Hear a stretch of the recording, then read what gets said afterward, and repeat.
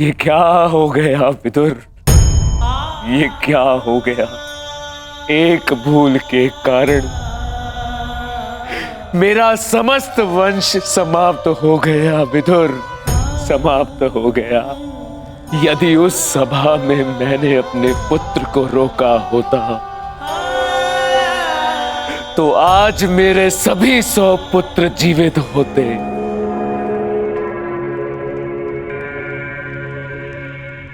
किंतु अब समय आ गया है पश्चाताप करने का। जाओ विदुर और पांडवों को जाकर संदेश दो कि वो आकर अपना राज्य ग्रहण करें, और भीम से कहना कि वो मेरी सभा में आने से पूर्व वो मेरे समक्ष आए। मैं उस वीर से मिलना चाहता हूँ जिसने अपनी प्रतिज्ञा पूर्ण करने हेतु मेरे 100 पुत्रों को काल की गाल में डाल दिया। जाओ विदुर, जाओ।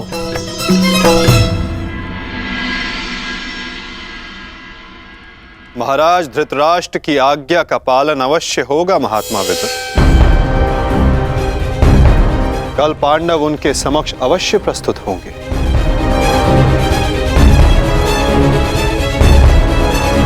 और विकोदर भीम भी।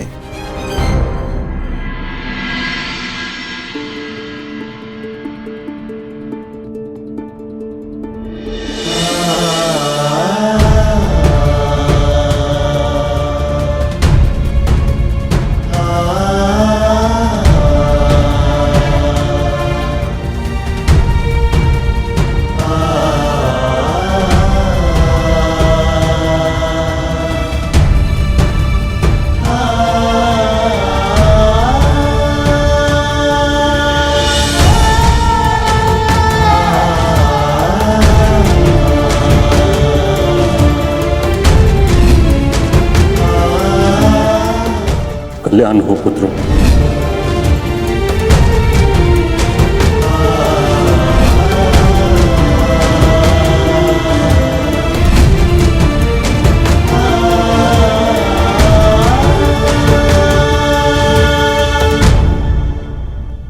धर्मराज, समय की गति सर्प के समान होती है। वो स्वयं चला जाता है परंतु अपने चिन्ह छोड़ जाता है। ज्ञानी पुरुष बीती से सीख लेकर आगे बढ़ जाते हैं। भूतकाल का स्मरण करके वो अपने वर्तमान और भविष्य को समाप्त नहीं करते। अब समय आ गया है अपना अधिकार लेने और प्रजा को उसका अधिकार दिलाने का। धर्मराज, तुम धर्म युद्ध जीत चुके हो, अब धर्म की स्थापना करो। धर्मराज, आगे बढ़ो।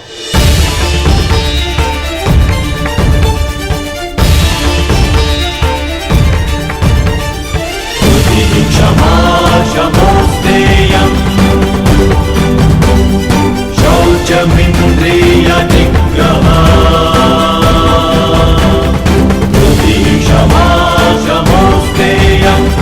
शौचमिन्द्रिय निग्रह निर्विद्या सत्यं क्रोधो दशकं धर्मलक्षणम्। स्वागत है सम्राट। महाराज धृतराष्ट्र आप सभी की प्रतीक्षा कर रहे हैं।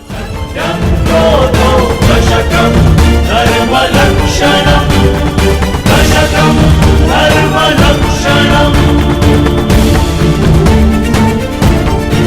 ठहरो सैनिक।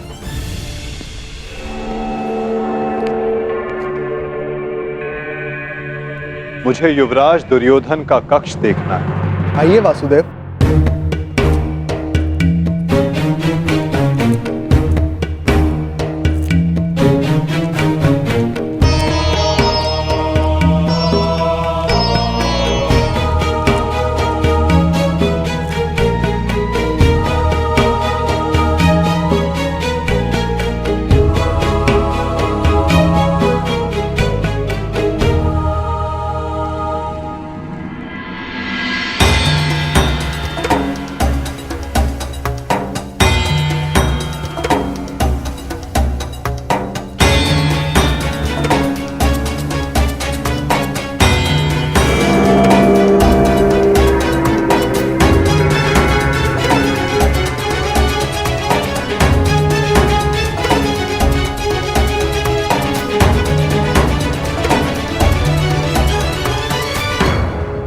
इस लौह प्रतिमा का उपयोग युवराज अपने युद्ध अभ्यास के लिए किया करते थे।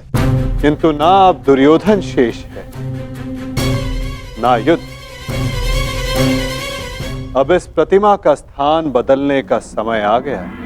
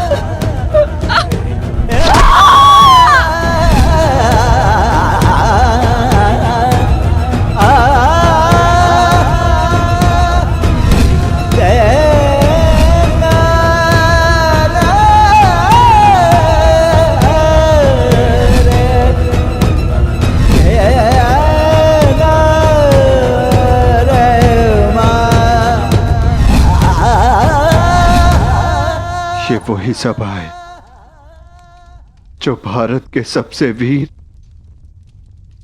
और महान महारथियों से सजी रहती थी, और आज ये रिक्त है। वो एक अशुभ दिन था, वो एक द्युत सभा जो मेरे 100 भाइयों और उन सभी महारथियों के विनाश का कारण बनी। 100 नहीं, 101 101 भाई थे भ्राता भीम, कौरव और ज्येष्ठ कर्ण। सारी प्रतिज्ञाएं पूर्ण हो गई। यदि कुछ खाली है तो ये सभा। तुम सब विलाप ना करो।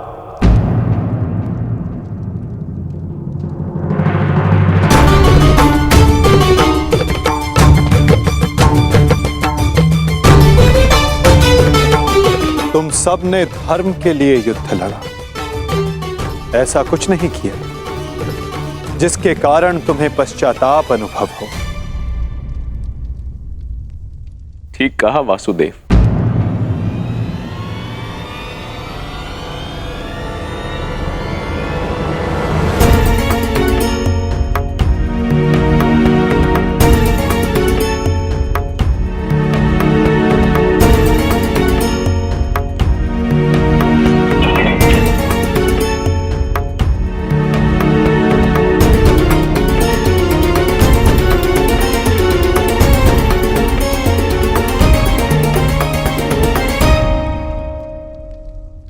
पश्चाताप तो मुझे करना चाहिए। एक राजा का कर्तव्य होता है अपनी प्रजा को उन्नति के द्वार तक लेकर जाना,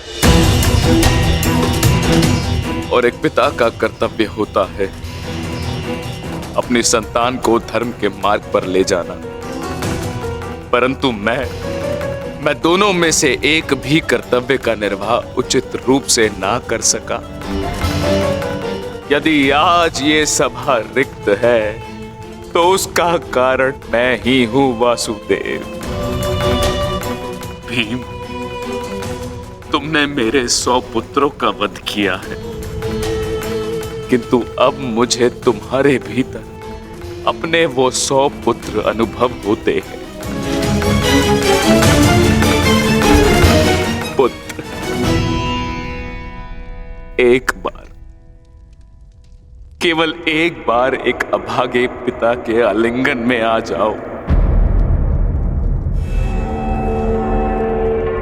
मुझे ऐसा लगेगा कि मैंने अपने सभी पुत्रों को अपने आलिंगन से लगा लिया है।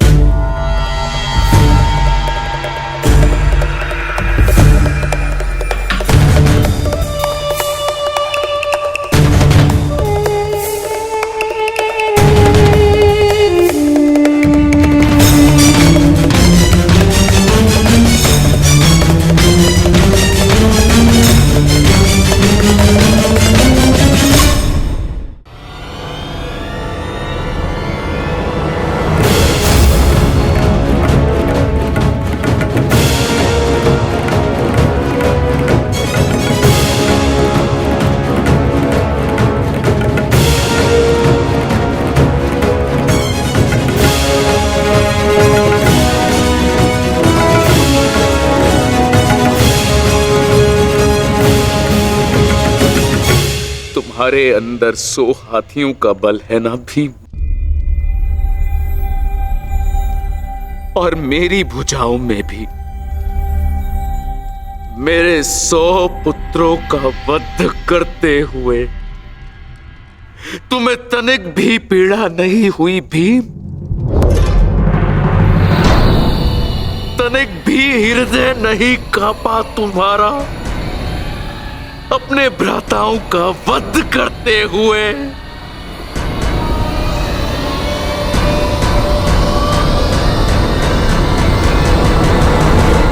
दुर्योधन, ये तुम्हारे लिए है पुत्र।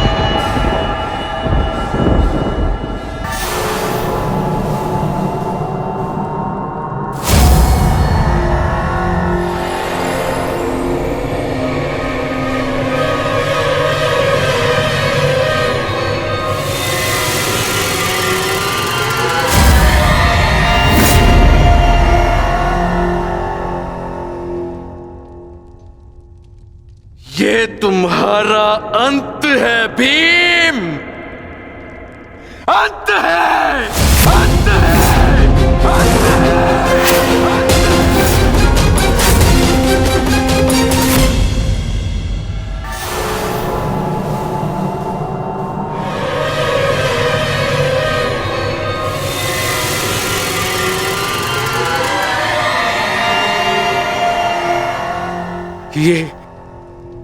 ये मैंने क्या कर दिया? मैं भी पुत्र हंता हो गया। ये मैंने क्या कर दिया देव? भ्राता पांडु, मुझे क्षमा कर देना भ्राता पांडु।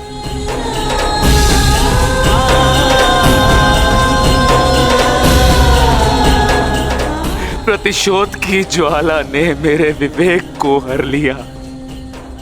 क्षमा कर मुझे।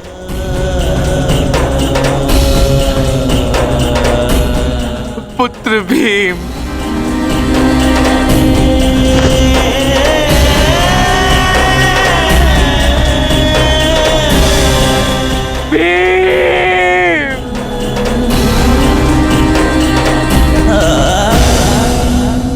आपने उचित कहा महाराज। जब मनुष्य का विवेक हर जाता है तो उसके पांव स्वतः ही पाप की ओर बढ़ जाते हैं। किंतु अभी समय नहीं आया है महाराज कि आप अपने भाई से क्षमा मांगे। आपके पुत्र विकोदर भीम अब भी जीवित हैं।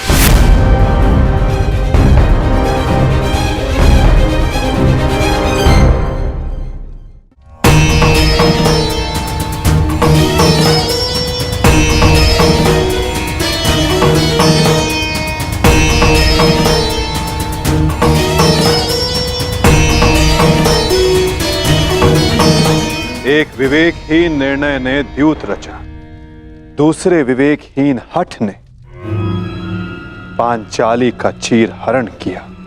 ये विवेकहीनता ही तो थी महाराज, जो महाभारत का बीज बना। नारायणं नमस्कृत्य नरं चैव नरोत्तमं प्रतिशोध की अग्नि शत्रु से पूर्व स्वयं को जलाती है।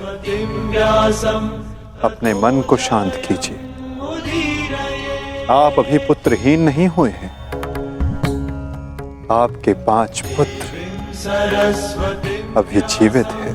ततो जयं मुदीरये।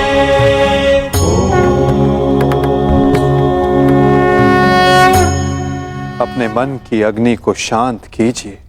किंतु मेरे मन की अग्नि शांत नहीं होगी वासुदेव।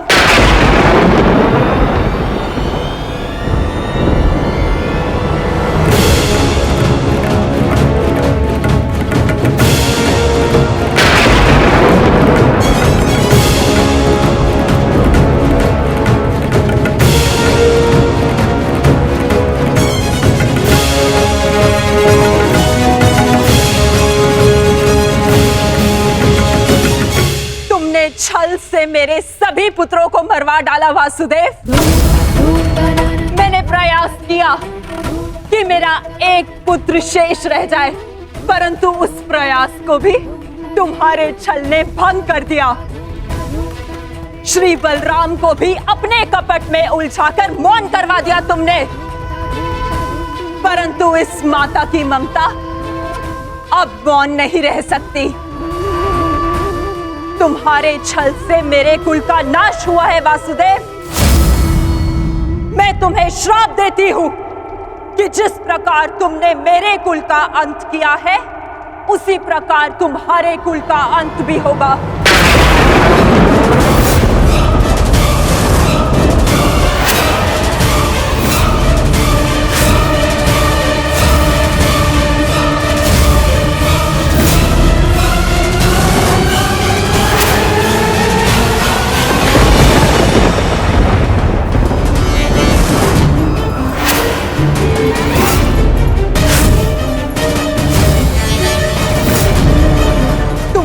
कुल भी ऐसे ही आपस में लड़कर नष्ट हो जाएगा।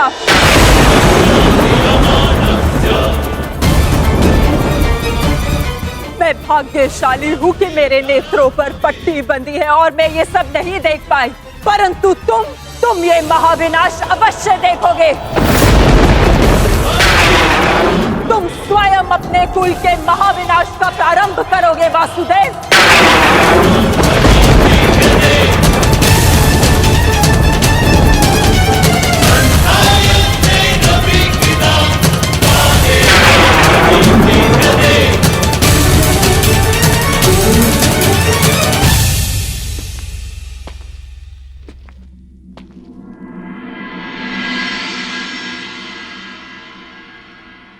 जिस प्रकार एक प्रसन्न माता का आशीष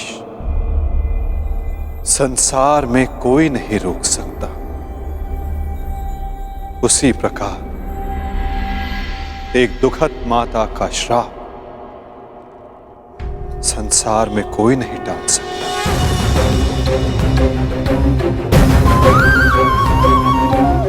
मुझे आपका श्राप स्वीकार है माते।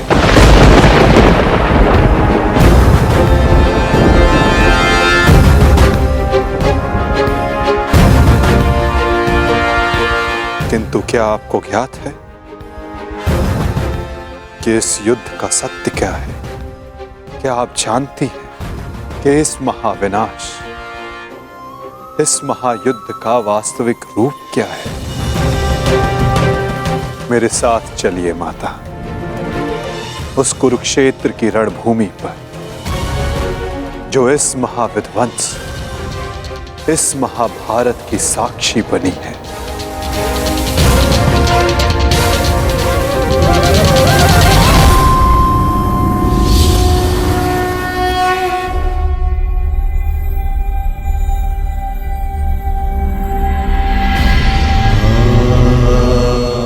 ये दुर्गंध कैसी वासुदेव? ये दुर्गंध उन वीरों के शवों की है जिन्होंने इस महायुद्ध में अपना बलिदान दिया है माता, परंतु जिन्हें अंतिम संस्कार का अवसर भी ना मिला। ये दुर्गंध यहाँ हुए भीषण संहार के एक एक क्षण का अनुभव करा रही है मुझे। तुमने छल से मेरे एक एक पुत्र का वध कराया है वासुदेव। अपने दिए गए श्राप पे मुझे कतई भी पश्चाताप नहीं है। इस युद्ध से किसी को कुछ प्राप्त नहीं हुआ। ये युद्ध सबके लिए दुर्भाग्य ही साबित हुआ है और तुम्हारे लिए भी ये दुर्भाग्य ही साबित होगा। और आज मेरे श्राप के रूप में तुम भी उस युद्ध से दुर्भाग्य ही लेकर जाओगे।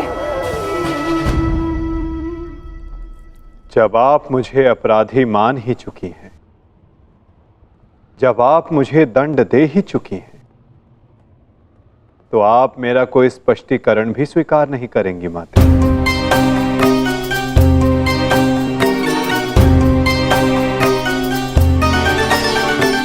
परंतु सत्य का भान आपके लिए आवश्यक है माता। जिनकी दृष्टि से इस महायुद्ध का कोई भी क्षण, कोई भी छल अनदेखा नहीं गया है माते। अब वीर बार्बरी आपको सत्य का भान करवाएंगे।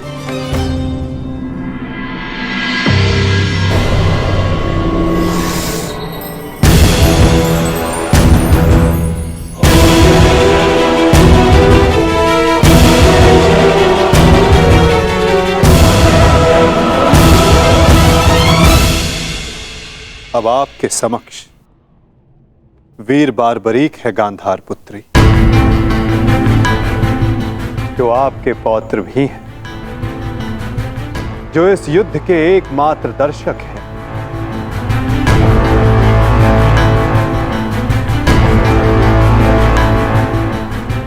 वो बार्बरी जिन्होंने अपना शीश दान किया और अमर हो गए।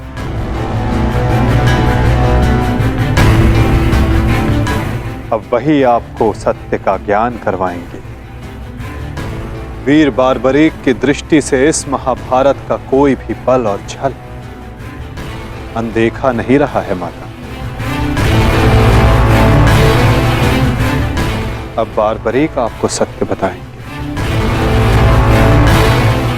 पुत्र बर्बरिक, तुम स्वयं बताओ, क्या वासुदेव ने छल से मेरे पुत्रों का वध नहीं करवाया है? यदि तुमने इस युद्ध का एक एक क्षण निष्पक्ष होकर देखा है, तो बताओ, कौरव वंश के वट वृक्ष महामहिम भीष्म, जिन्हें इच्छा मृत्यु का वरदान था, क्या वासुदेव ने उन्हें अपने छल से धराशाही नहीं करवाया है? क्या वासुदेव ने द्रोण पुत्र अश्वत्थामा की मृत्यु का छल रचकर आचार्य द्रोण का वध नहीं करवाया है? क्या मेरे पुत्र दुर्योधन की रक्षा कर रहे उसके मित्र कर्ण को छल से नहीं मरवाया है वासुदेव ने? पुत्र दुर्योधन पर युद्ध के नियमों के विरुद्ध जाकर प्रहार किया गया, क्या वो वासुदेव का छल नहीं था?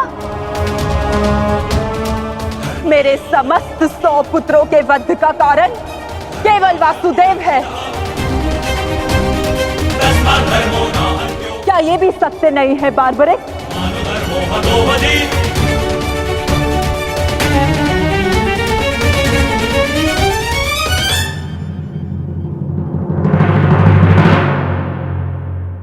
मैं आपसे सहमत हूं माते।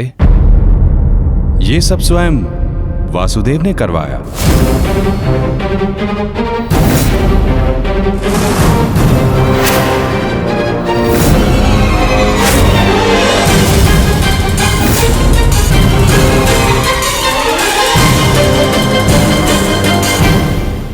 परंतु माते, आप किन 100 पुत्रों की बात कर रही हैं?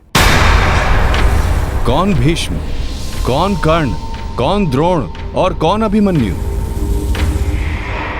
सत्य तो यह है माते कि कुरुक्षेत्र में कोई था तो केवल एक पुरुष, वासुदेव कृष्ण। ना कोई भीष्म, ना कोई द्रोण और ना ही अंगराज कर्ण। जिस पर प्रहार हुए वो वासुदेव ही थे, और जिसने प्रहार किए वो भी वासुदेव ही थे। उनके अतिरिक्त कुरुक्षेत्र में कोई और उपस्थित नहीं था माते। ये तुम क्या कह रहे हो बर्बरिक? इसका क्या अर्थ है? इसका अर्थ शब्दों से नहीं, दृश्यों से समझ आएगा राजमाता।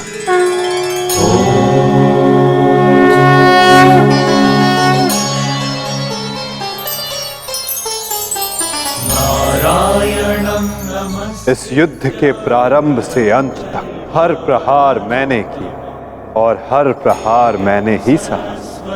व्यासं ततो जयम् उदीरये देवीं सरस्वती। धर्म स्थापना के लिए धनुष, गदा, खड्ग ये सब मैंने ही उठाए और इन सारे अस्त्रों का हर एक प्रहार मैंने ही सहा।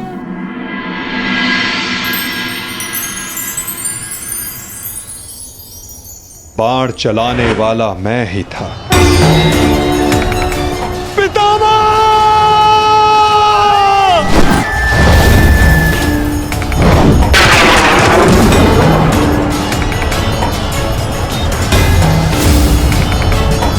और उस बाण को अपने शरीर पर लेने वाला भी मैं ही था।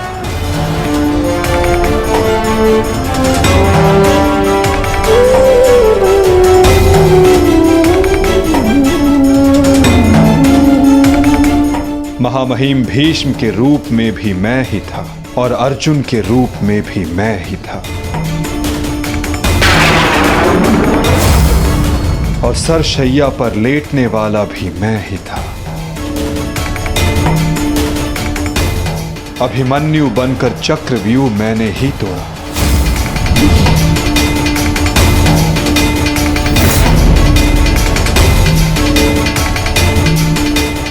वापस आओ अभिमन्यु, लौट आओ, व्यूह में प्रवेश मत करो। विश्वास कीजिए दात्री, मैं इस चक्रव्यूह को तोड़ सकता हूं और यदि मेरा सर कट भी जाए तब भी आपका सर गर्व से उठा रहेगा। और उस दिन मुझे ही घेर कर मारा गया।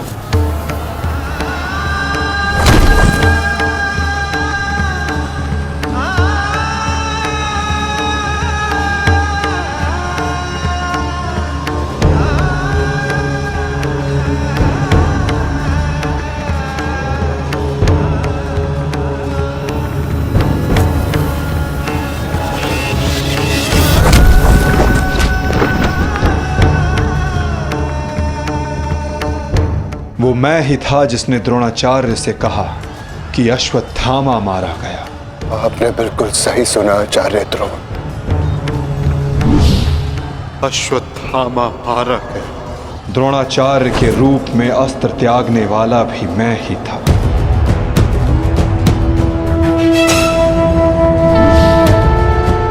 परंतु वो एक मनुष्य नहीं, एक हाथी था।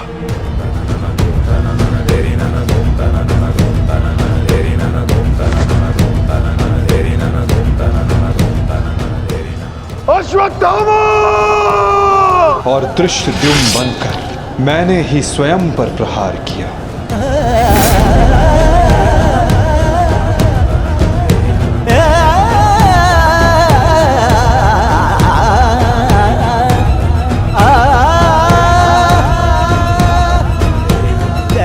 और कर्ण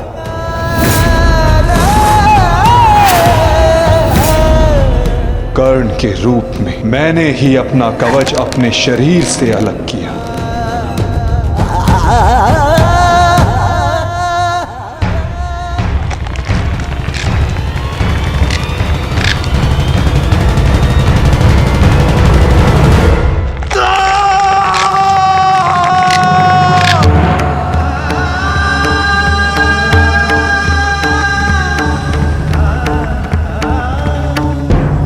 और युद्ध के मध्य में मेरे ही रथ का चक्र धंसा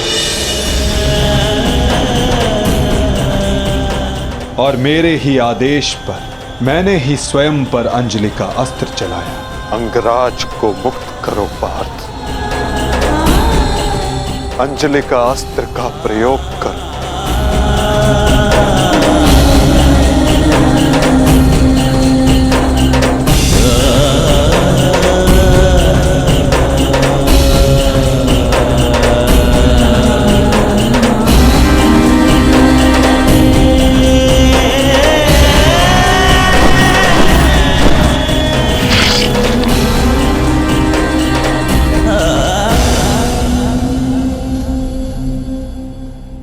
दुर्योधन के रूप में मेरी ही जंघा पर प्रहार करके मेरा ही अंत किया गया।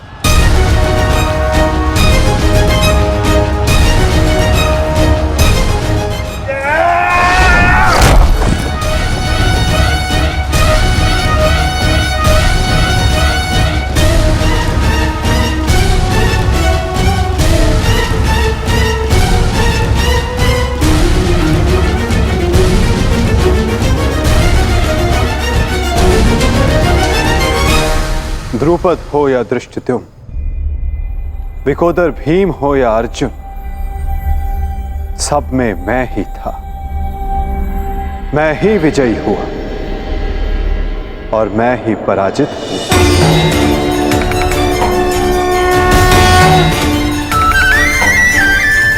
सबसे अधिक प्रहार मैंने की, सबसे अधिक घाव मैंने ही खाया।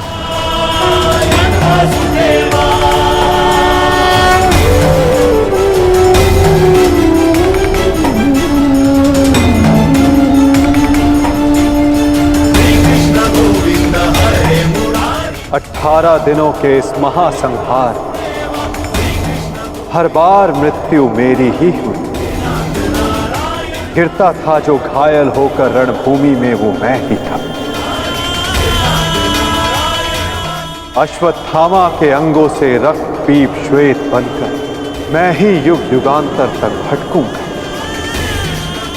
जीवन मैं तो मृत्यु भी मैं ही।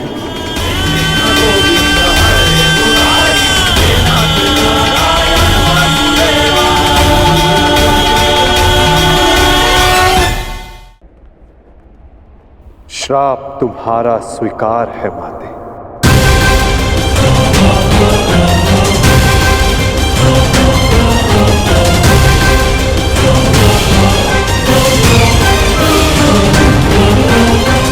परंतु जब सब आपने किया तो ये माया क्यों मेरे वासुदेव? आप सब एक क्षण में ठीक कर सकते थे, तो फिर ऐसा आपने क्यों नहीं किया? फिर उन प्रतिज्ञाओं का क्या होता माते, जो सबने ली थी? उन अपराधों के दंड का क्या होता, जो सबने किया? उन कष्टों का पुरस्कार क्या होता, जो धर्म ने सहे? उस सीख का क्या होता, जो इस युद्ध में हुए हर मृत्यु से मानव जाति को मिले और जो संसार में प्रलय आने तक उनका मार्गदर्शन करेगी?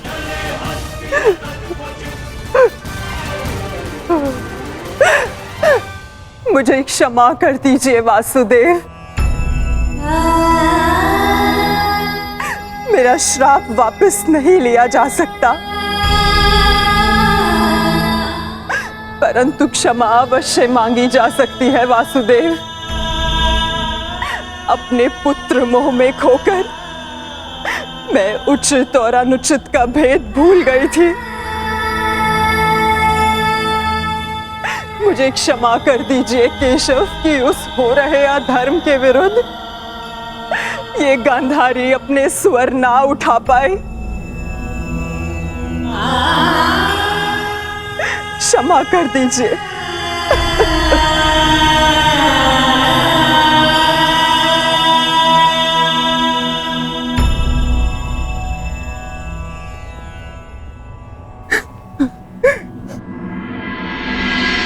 नहीं माते। किसी का अंत किसी के श्राप से नहीं होता। यदि किसी का अंत होता है तो स्वयं के पापों से। यदि यदुवंश का अंत होगा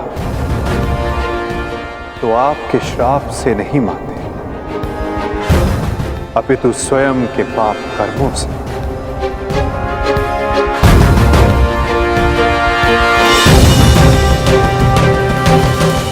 जब जब समाज में अपराध बढ़ेगा, एक महाभारत सामने आएगी।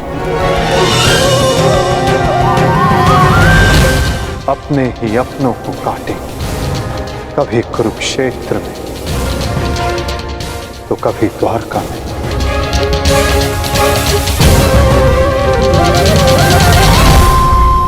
माते, यदि आप कुछ करना चाहती हैं तो अपने मन के इस प्रतिशोध की अग्नि को शांत कीजिए और पांडवों को आशीष दीजिए। युधिष्ठिर का राज्य अभिषेक करवाइए और धर्म स्थापना में आपका ये योगदान और आपका आशीष आवश्यक है माते।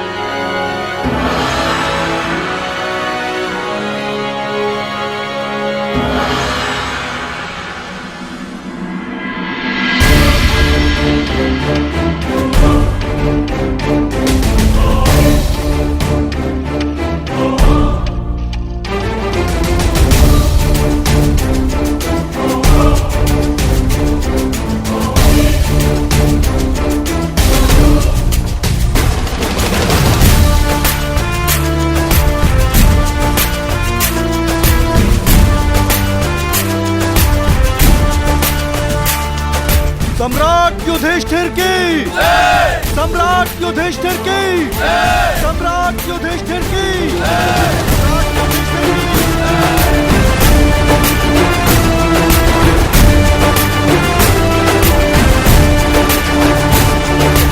धर्मराज, केवल एक ही वीर था जो परिवर्तन के लिए अंतिम श्वास तक लड़ा। महारथी सूर्य पुत्र कर्ण।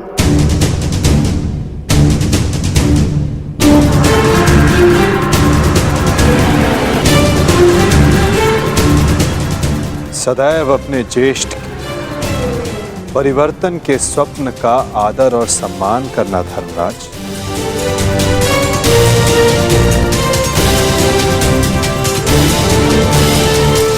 सम्राट पद पर स्थापना के पश्चात मैं पहली घोषणा करता हूं, हस्तिनापुर में अब जन्म निर्धारित व्यवस्था का अंत किया जाता है। वर्ण व्यवस्था रहेगी, परंतु वो कर्म के आधार पर आधारित होगी।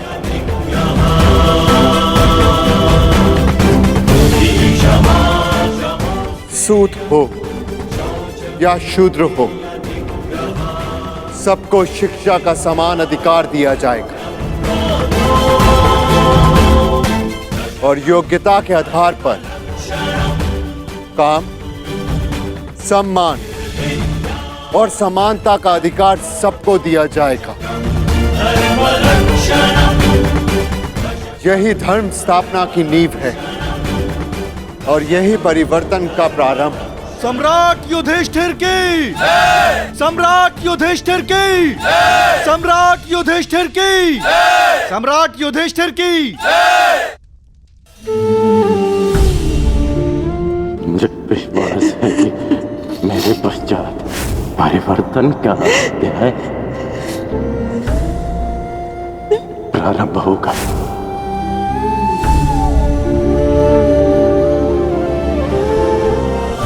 देख रहे हो राधे, तुम्हारे मन चाहे परिवर्तन का प्रारंभ हो चुका है। महाभारत के इस महायुद्ध में 18 अश्वनी सेना और बहुत से महारथियों ने अपने प्राणों का त्याग किया है। मैं उन वीरों के परिवारों को नमन करता हूं।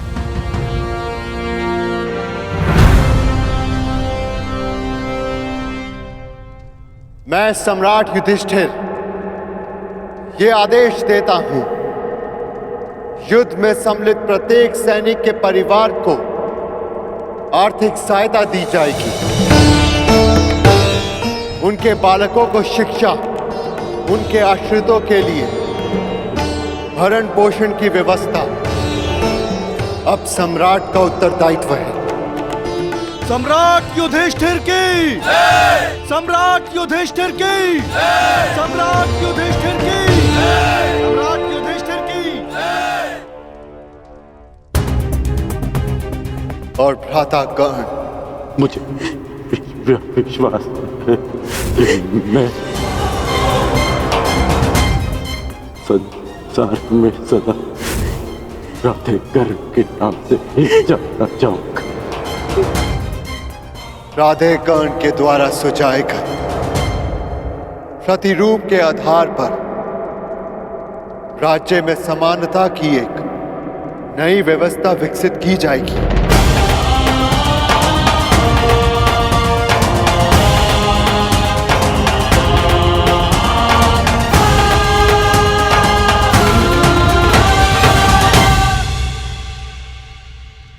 युधिष्ठिर और अन्य पांडवों ने अपने ज्येष्ठ कर्ण के दिखाए परिवर्तन के मार्ग पर चलते हुए एक धर्म राज्य का निर्माण किया। अर्जुन का लक्ष्य अब केवल एक महान व्यवस्था की स्थापना थी। 100 कौरवों का नाश कर देने वाले भीम ने भी अब निर्माण की भागदौड़ संभाल ली थी और नकुल सहदेव अपनी माता कुंती, गांधारी और बुजुर्ग हो चले धृतराष्ट्र की सेवा में लगे थे।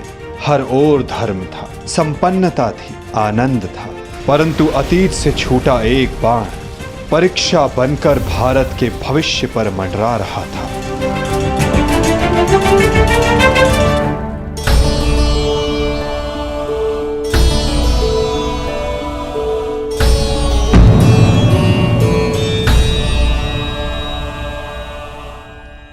आप सबसे ज्येष्ठ हैं भ्राताश्री, इस स्थान पर आपका अधिकार है, परंतु फिर भी आप ये स्थान रिक्त क्यों रखते हैं?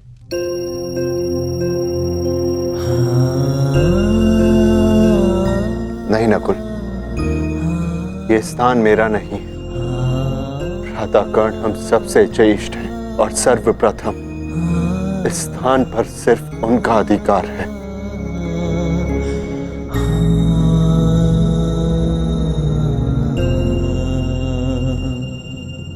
साम्राज्ञी, क्या हुआ दासी? इतनी व्यग्र क्यों हो? युवरानी उत्तरा को प्रसव पीड़ा होना आरंभ हो चुका है।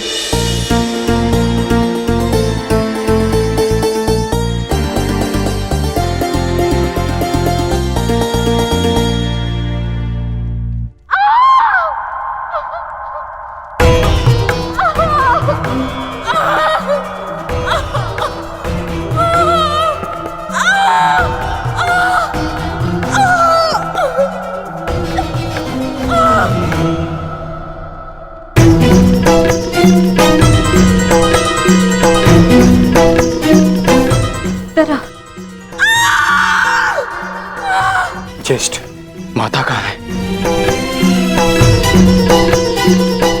माते,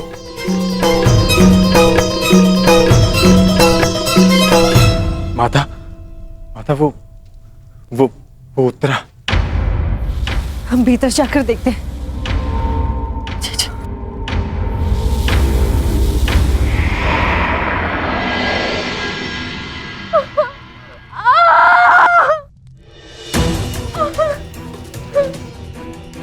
पुत्री, साहस रखो। अब और पीड़ा सहन नहीं होती माता। साहस रखो पुत्री, हम सब है तुम्हारे साथ।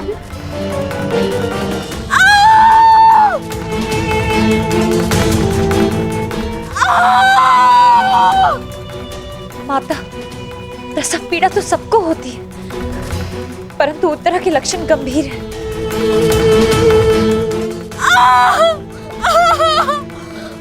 माता, कहीं कोई अनहोनी ना हो जाए।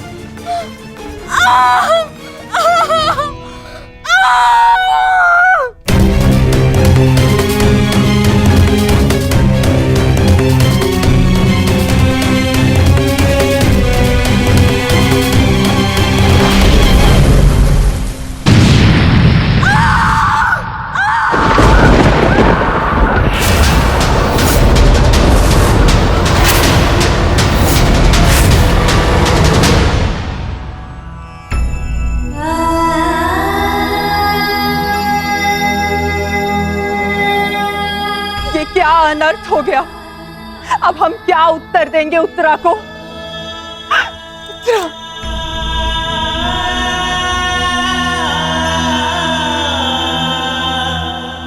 क्या अनर्थ कर दिया अश्वत्थामा ने? ब्राह्मण होने के पश्चात प्रतिशोध की अग्नि में वो इतना अंधा हो गया। एक शिशु पर ब्रह्मास्त्र चलाने से पूर्व उसे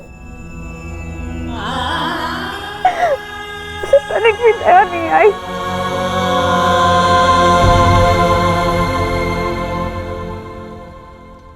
क्षमा कीजिए महाराज, किंतु हम शिशु नहीं बचा सके।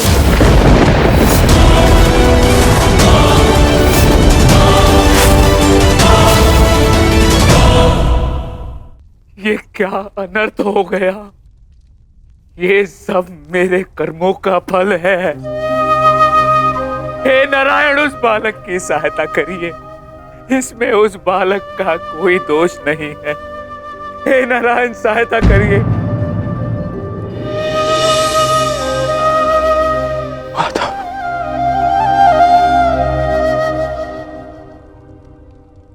माता,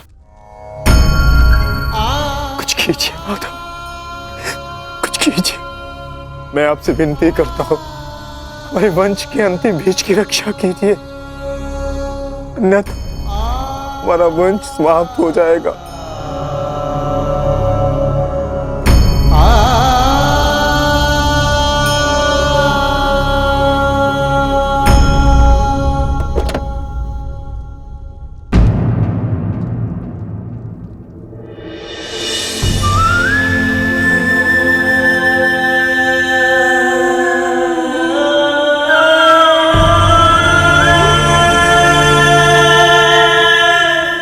ब्रह्मास्त्र विफल नहीं जा सकता याज्ञसेनी।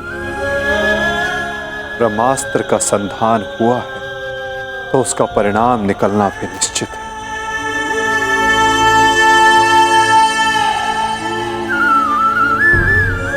क्या यही धर्म स्थापना है माधव? इस अजन्य शिशु का क्या दोष जो इसे भी अधर्म का मूल्य अपने प्राण देकर चुकाना पड़ा?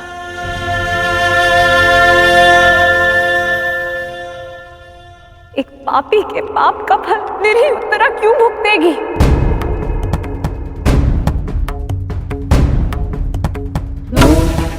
माधव, वो तो इस युद्ध में सम्मिलित भी नहीं थी,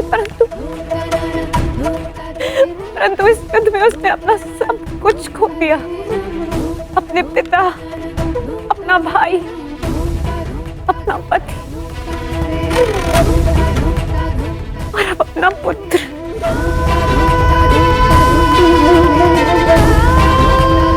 ये कैसी धर्म स्थापना है माधव?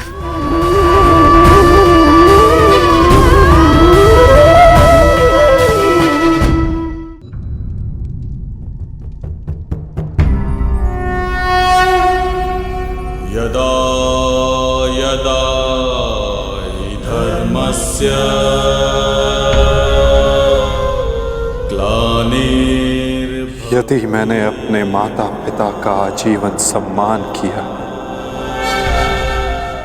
यदि मैंने अपने गुरु की गुरु दक्षिण संपूर्ण मन से दी, यदि मेरे जीवन का हर कार्य का उद्देश्य शुभ रहा है,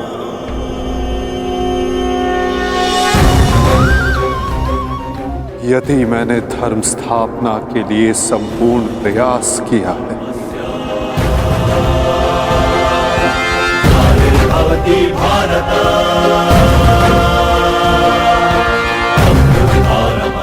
तो ये बालक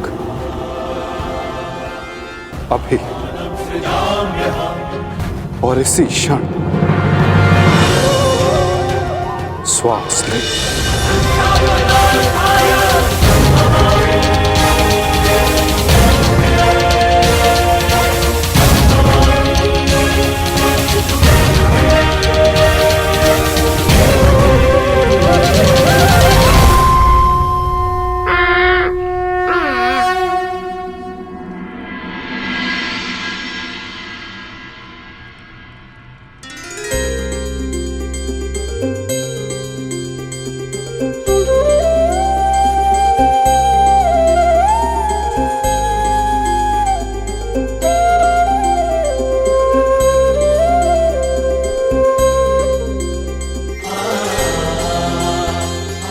अपने जीवन की सबसे कठिन परीक्षा में सफल हुआ है ये बालक। ब्रह्मास्त्र की कठिन परीक्षा में खरा उतरा है ये बालक,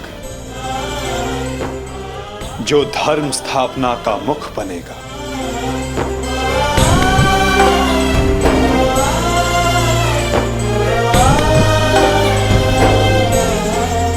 परीक्षित।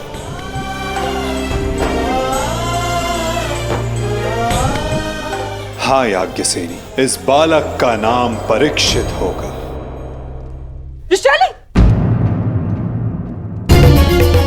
विशाली!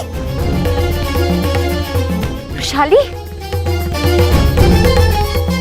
विशाली, पुत्री विशाली।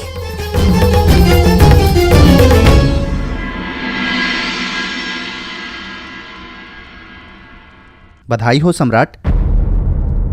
देवी वृषाली माता बनने वाली हैं।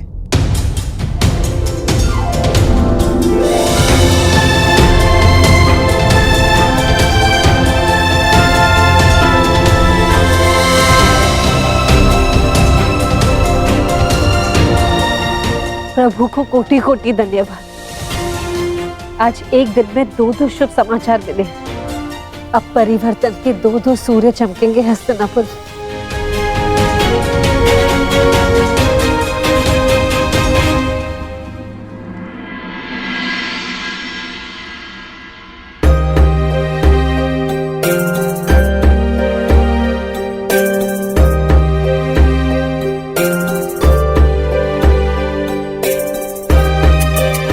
परिवर्तन का नया युग प्रारंभ हुआ है वृषाली। प्रसन्न हो जा कि सूर्य पुत्र को तर्पण देने वाला इस संसार में आने वाला है।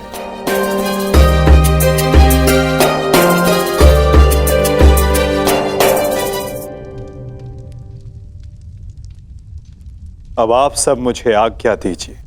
नहीं माधव, इतनी शीघ्रता की क्या बात है? परीक्षित के 6वें संस्कार तक रुक जाइए।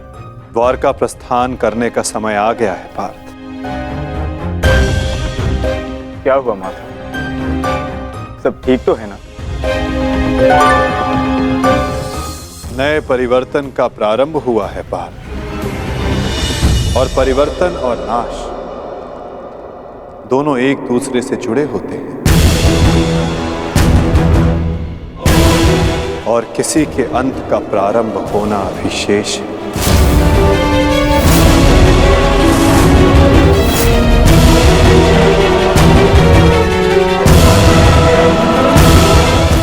बचाओ बचाओ बचाओ! बचाओ! बचाओ! मैं तेरा अंत कर दूंगा। जानता है मैं कौन हूं? मैं हूं इस द्वारिका का भविष्य। सांब!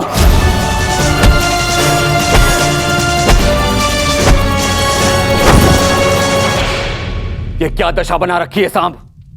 दिन प्रतिदिन तुम्हारा व्यवहार अशुभनीय होता जा रहा है। संभालो स्वयं को। आओ श्री, मुझे समझाने से पूर्व अपने छलिया भ्राता को समझाइए, जिसने बिना अस्त्र शस्त्र उठाए मेरे ससुर के कुल का नाश कर दिया। क्या वो शोभनीय था? अपने पिता के लिए ऐसा भाव पाप है। पाप तो आपके भ्राता ने किया है, मैं तो केवल मदिरा पान कर रहा हूं। संभालो अपने आप को। एक योद्धा को यह सब शोभा नहीं देता। कैसा योद्धा ताजश्री, जिसके हाथ से तलवार छीन ली गई हो, जो अपने मित्र विश्वसेन की सहायता करने का वचन पूरा ना कर सका हो, उस मनुष्य को आप योद्धा कहते हैं? जब युद्ध करने का समय था तो युद्ध नहीं करने दिया। अब इस अपमान को गले से निकलने के लिए इस मदिरा के अतिरिक्त मेरे पास और कोई सहारा नहीं है। मुझे विश्वास नहीं होता कि तुम कृष्ण पुत्र हो। नहीं हूं मैं, नहीं हूं छलिया का पुत्र। वो केवल मेरे लिए एक छलिया है, केवल एक छलिया। सांब!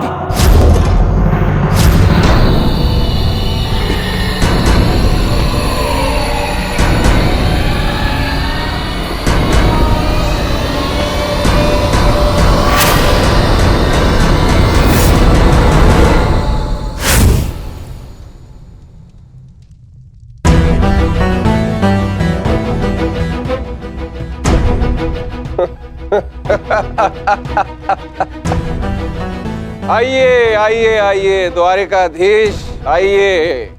स्वागत है आपका, स्वागत है। लौट आए आप। करा इस आर्यव्रत के सभी महारथियों का अंत। कराए धर्म स्थापना के नाम पर अपना पलड़ा भारी। अब अरे अच्छी, आप देख क्या रहे? स्वागत नहीं करेंगे इनका? इतना महान कार्य पूर्ण करने के पश्चात आज लौटे हैं। आज तो राजभवन में उत्सव होना चाहिए। पांचाल, काशी, मगध, छेदी, सभी महाजनपदों के महान शासकों का अंत करवा डाला, सिर्फ धर्म स्थापना के नाम पर। अब क्या बचा पूरे भारतवर्ष में? पूरे भारतवर्ष में सिर्फ दो महान राज्य। पहला द्वारिका, दूसरा हस्तिनापुर। और हस्तिनापुर का महान शासक धर्मराज युधिष्ठिर पहले से ही अपने चारों भाइयों के साथ इनके तलवे चाटता है।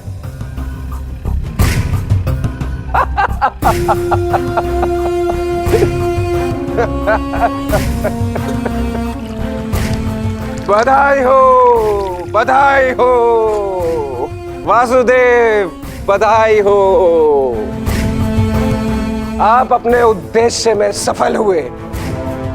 जीत गया द्वारिका महाभारत। परंतु आपने भी मूल्य कुछ कम नहीं चुकाया। हमारी 7 औक्षणी सेना का अंत करवा दिया। क्या मिला आपको हमारे वीर सैनिकों का अंत करवा कर? क्यों किया आपने?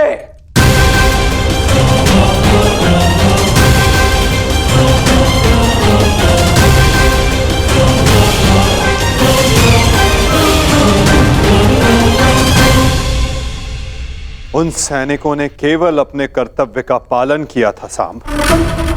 युद्ध लड़ा, अनेकों को मारा और स्वयं वीर गति को प्राप्त हो गए। उन्होंने तो स्वर्ग की सीढ़ियां पाली सांब।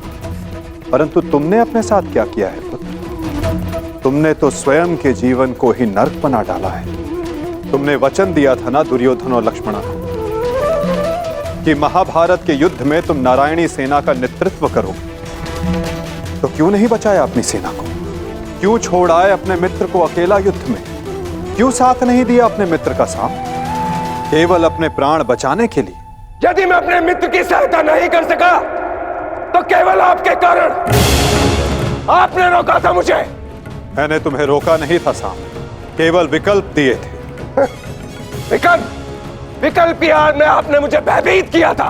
भयभीत नहीं किया था साम, मैंने केवल तुम्हें यदुवंशी के नियम स्मरण करवाए थे कि यदि नारायणी सेना परास्त होती तो उसके साथ नारायणी सेना का सेनापति अपनी उपाधि खो देता है। विकल्प मैंने अर्जुन और दुर्योधन को भी दिए थे। दुर्योधन ने युद्ध करना चुना और अर्जुन ने धर्म स्थापना, और तुमने युद्ध में भाग ना लेना चुना साम।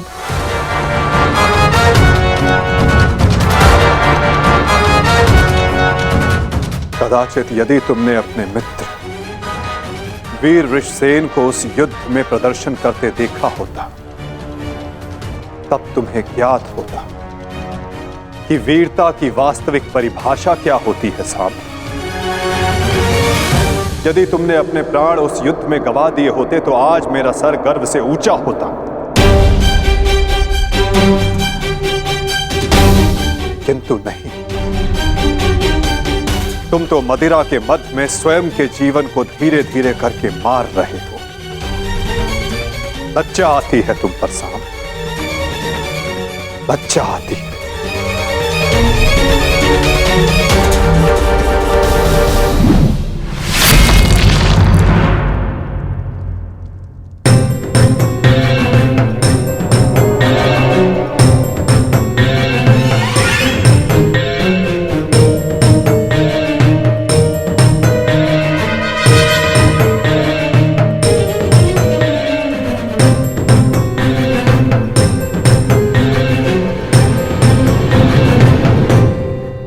प्रणिपात पिताश्री।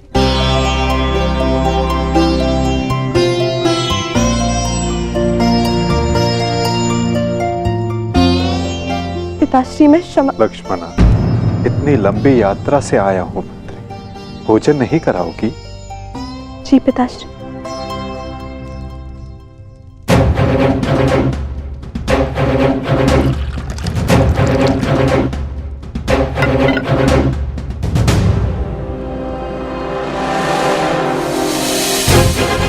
तुमने वचन दिया था ना दुर्योधन और लक्ष्मणा कि महाभारत के युद्ध में तुम नारायणी सेना का नेतृत्व करो। क्यों छोड़ आए अपने मित्र को अकेला युद्ध में? क्यों साथ नहीं दिया अपने मित्र का साथ, केवल अपने प्राण बचाने के लिए? यदि तुमने अपने प्राण उस युद्ध में गवा दिए होते तो आज मेरा सर गर्व से ऊंचा होता। लज्जा आती है तुम पर साहब, लज्जा आती है। अपने क्रोध को शांत करो साम। कैसे करूं मैं खुद को शांत? पिता होकर सदैव मेरा मस्तक दूसरों के सामने झुकाता है, और आज भी तो यही किया उन्होंने। लाओ मुझे दो मित्र।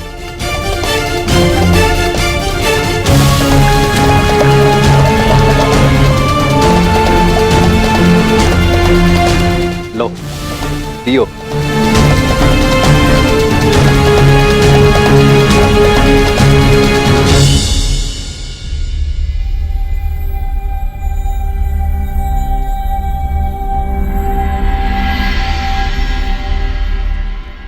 भोजन आराम कीजिए पिताश्री।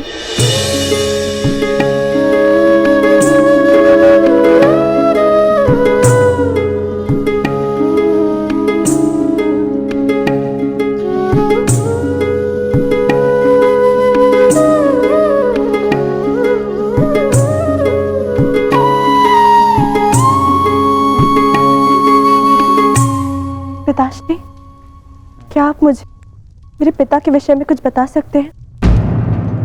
युद्ध में क्या हुआ था?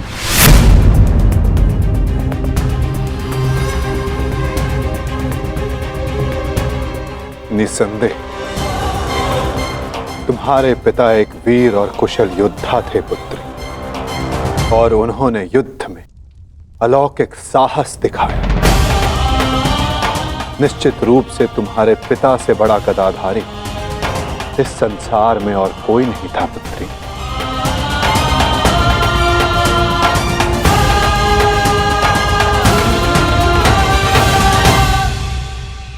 यदि ये सत्य है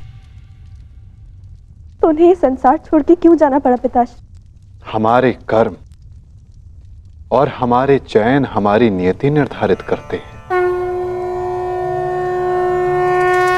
कुछ भावों में और कुछ वस्तुओं में अधर्म का वास होता है।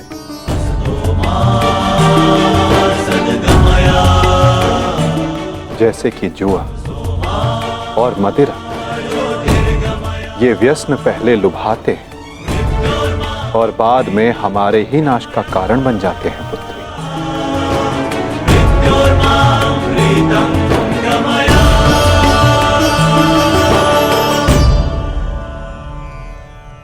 लो मित्र, पियो।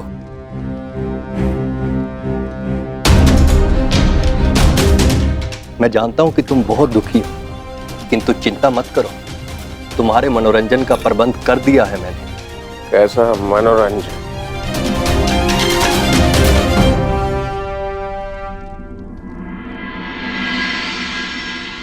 लक्ष्मणा, सदैव स्मरण रखना पुत्री, जब जब मनुष्य पर मद और जुए का प्रभाव बढ़ेगा,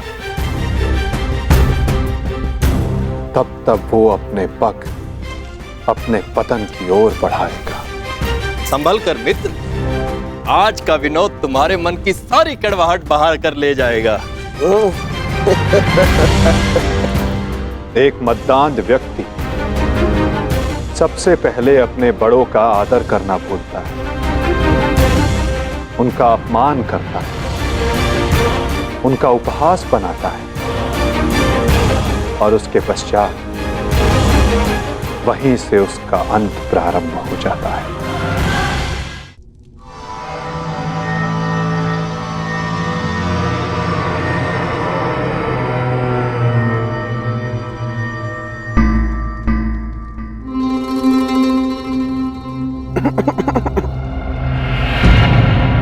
तो आप हैं महान ऋषि, सुना है महात्मा कि आप भविष्य बता सकते हैं।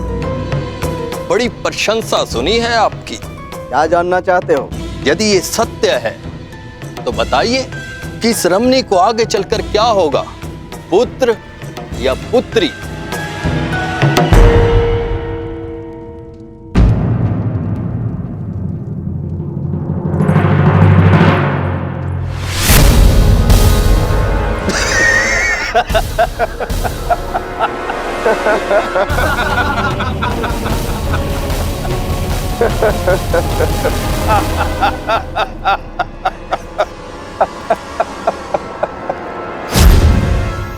और समय बताना मत भूलिएगा महाराज।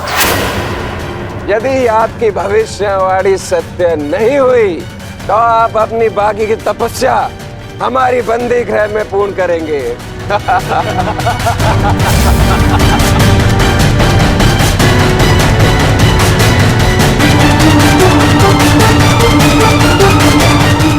कौन क्यों है महाराज?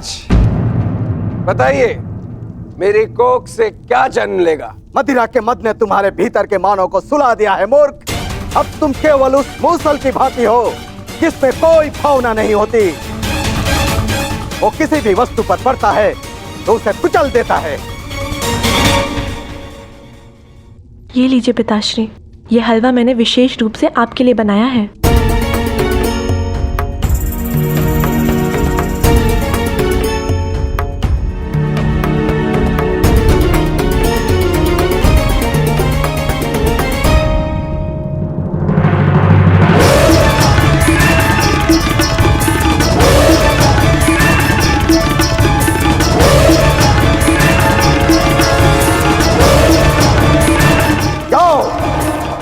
ठीक एक सप्ताह के पश्चात तुम्हारे पेट से मूसल ही उत्पन्न होगा जो तुम्हारे वंश के विनाश का कारण बनेगा।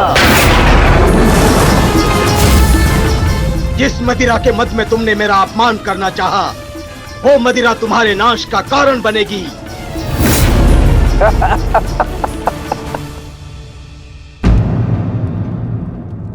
क्या हुआ पिताश्री? आप रुक क्यों गए? क्योंकि जिसे रुकना चाहिए था वो नहीं रुका। लगता है तुम्हें हमारे बंदी गृह के दर्शन करने की उत्सुकता कुछ अधिक है, इसलिए तुमने हमारा अपमान करने का दुस्साहस किया। पहले वासुदेव और अभी तुम। मैं तुम्हें जीवित नहीं छोड़ूंगा।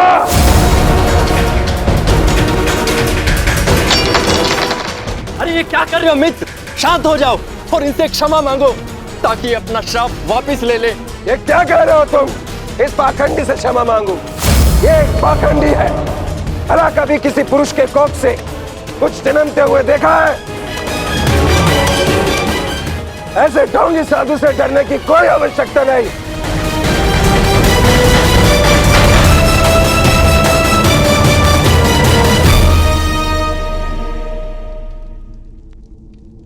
जो अब तक नहीं हुआ साम, वो अब होगा। साधुओं का श्राप व्यर्थ नहीं जाता।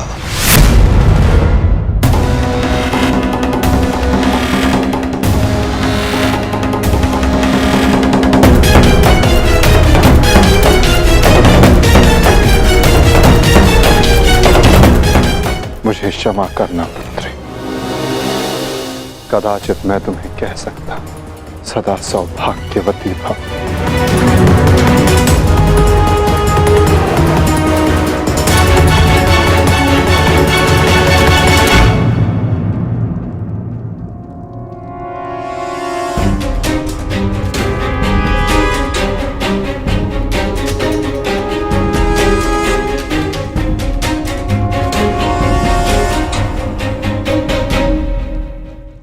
एक साधु का उपहास उड़ाना और उन पर प्रहार करने का प्रयास करना क्षमा के योग्य नहीं है सांब। आपने तो सृष्टि के सभी महारथियों और अनेकों सैनिकों का वध करवाया। क्या वो क्षमा के योग्य है?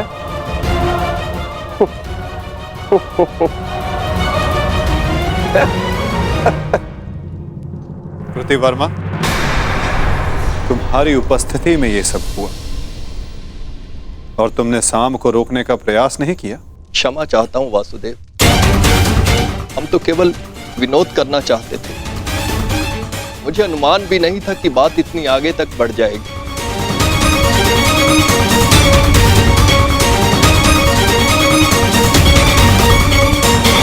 कितना समय? 7 दिन।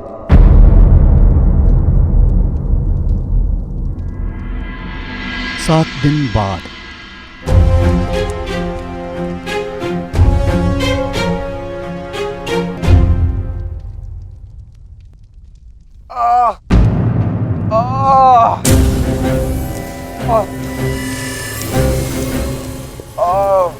सहायता करो मित्र, मेरी सहायता करो। अत्यधिक पीड़ा हो रही है। कैसी पीड़ा हो रही है तुम्हें? लगता है उस साधु का श्राप मुझे लग गया है। आज 7वां दिन है और ये देखो मेरे पेट में अत्यधिक पीड़ा हो रही है। जाओ, आज से ठीक 1 सप्ताह के पश्चात तुम्हारे पेट से मूसल ही उत्पन्न होगा जो तुम्हारे वंश के विनाश का कारण बनेगा।